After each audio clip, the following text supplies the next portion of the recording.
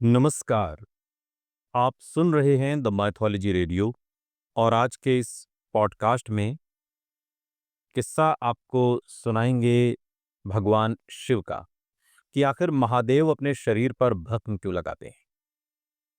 शिवरात्रि भगवान शिव के सबसे प्रिय पर्वों में से एक माना जाता है और सावन में आने वाली शिवरात्रि बहुत खास होती है। शिवरात्रि वाले दिन सभी भक्त शिवलिंग पर राख, बेलपत्र और भांग अर्पित करते हैं।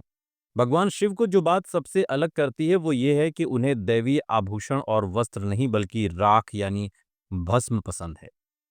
भगवान शिव अपने शरीर पर केवल भस्म लगाते हैं और भस्म ही उनका आभूषण है। लेकिन भगवान शिव अपने शरीर पर भस्म क्यों लगाते हैं? आइए जानते हैं इसका कारण। भगवान शिव अपने पूरे शरीर पर भस्म लगाकर रखते हैं, इसलिए शिवजी के भक्त उस राख का प्रयोग तिलक के रूप में करते हैं। शिव पुराण में इस बात का जिक्र है कि भगवान शिव शरीर पर राख का प्रयोग करते हैं। एक कथा प्रचलित है कि जब सती ने क्रोध में आकर खुद को अग्नि के हवाले कर दिया था, उस वक्त महादेव उनका शव लेकर धरती से आकाश तक हर जगह घूमे थे। विष्णु जी से उनकी यह दशा देखी नहीं गई और उन्होंने माता सती के शव को छूकर भस्म में तब्दील कर दिया। अपने हाथों में भस्म देखकर शिवजी और परेशान हो गए और सती की याद में वो राख अपने शरीर पर लगा ली। धार्मिक ग्रंथों में तो यह भी कहा गया है कि भगवान शिव कैलाश पर्वत पर वास करते थे और वहां बहुत ठंड होती थी और ऐसे में खुद को सर्दी से बचाने के लिए वो शरीर पर भस्म लगाते थे। आज भी बेल, मदार के फूल और दूध चढ़ाने के अलावा लगभग हर शिव मंदिर में भस्म आरती होती है। एक कथा और प्रचलित है जिसका जिक्र शिव पुराण में भी है। कथा के अनुसार एक साधु था जो बहुत तपस्या करके शक्तिशाली बन गया था।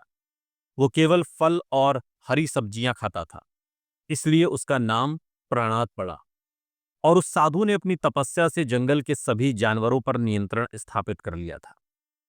एक बार साधु अपनी कुटिया की मरम्मत के लिए लकड़ी काट रहा था, तभी उसकी उंगली कट गई। साधु ने देखा कि उंगली से खून की जगह पौधे का रस निकल रहा है।